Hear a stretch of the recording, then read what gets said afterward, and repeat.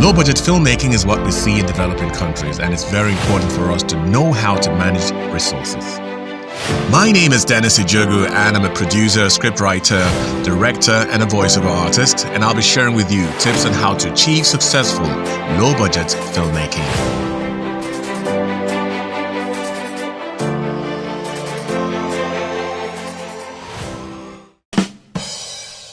Hi everyone, you're welcome to the Film Fix Club, and it's going to be a very interesting topic today, quite passionate about it.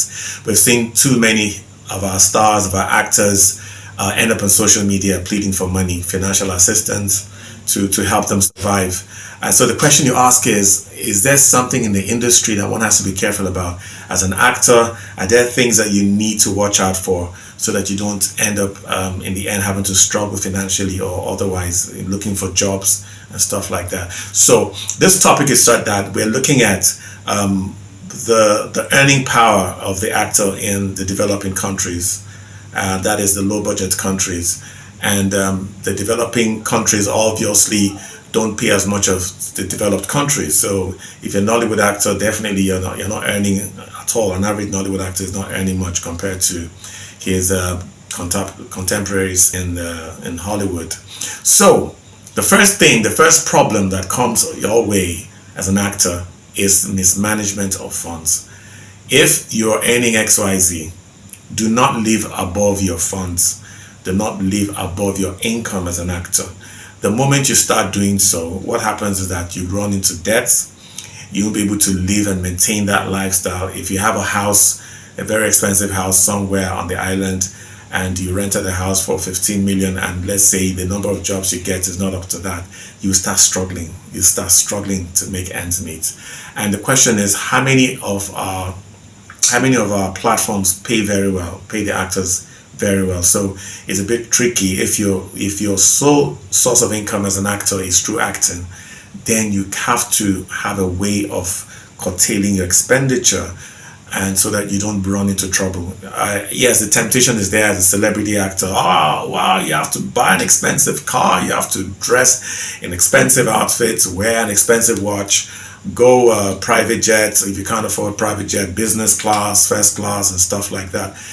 Yes, you're tempted to do so, but it's not wise for you to follow the expectations of people, because you're going to run into trouble one day or the other.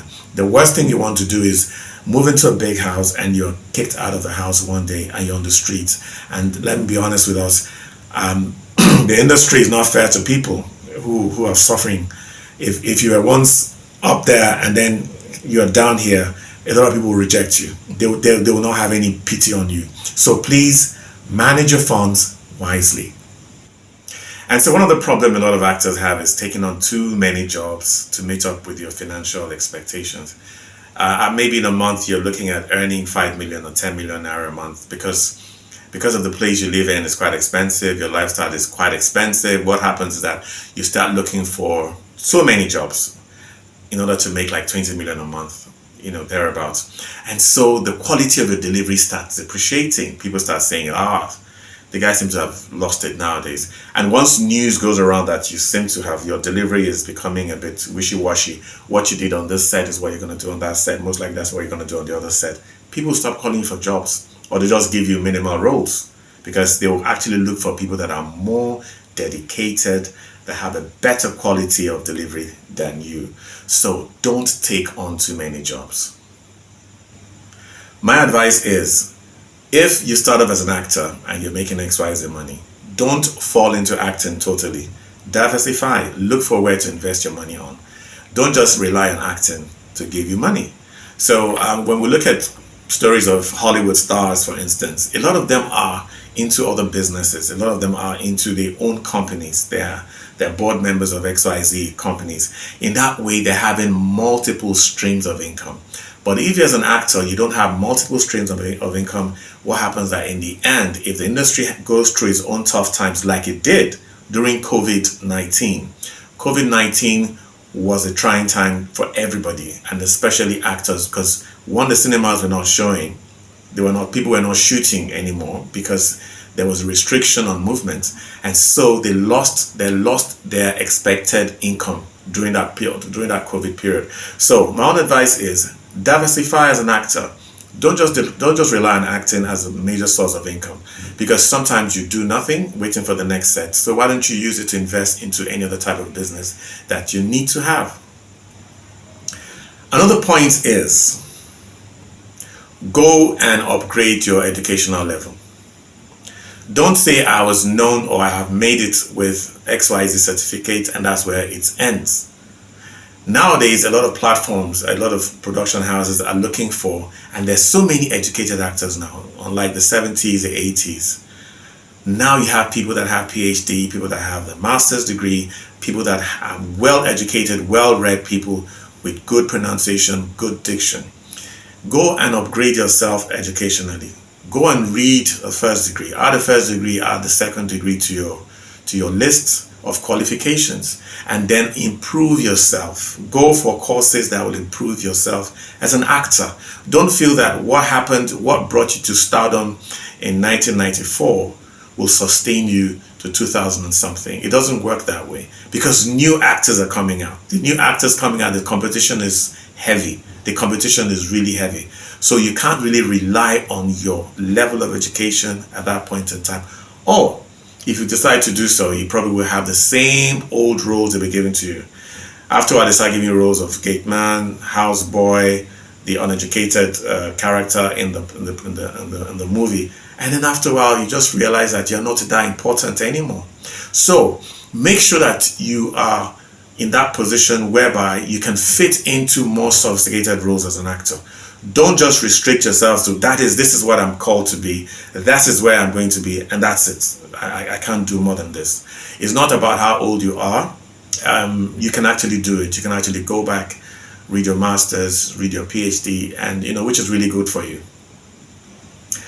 The next point is versatility. Now, it's important for you to understand that the industry is versatile. There are times this sort of character seems to be in vogue, but there are other times this sort of character will be in vogue. There are a lot of jobs that will come your way, but your ability to adapt to that character will determine your being able to survive in the industry. If the only character you know how to play is XYZ, maybe you only know how to play Loverboy. That's what you know how to play. Now, when you become 50 years old, you can't keep playing the Loverboy, because there are younger actors who can play that Loverboy. So you're going to have problems playing that Loverboy. You won't look like a Loverboy at 50. So my own advice is become versatile. The older you get, look for roles that are close to your age and embrace those roles and do them very well. In fact, look for older roles so that you can actually start fitting into the future. Don't stick to a stereotype, a certain type of role.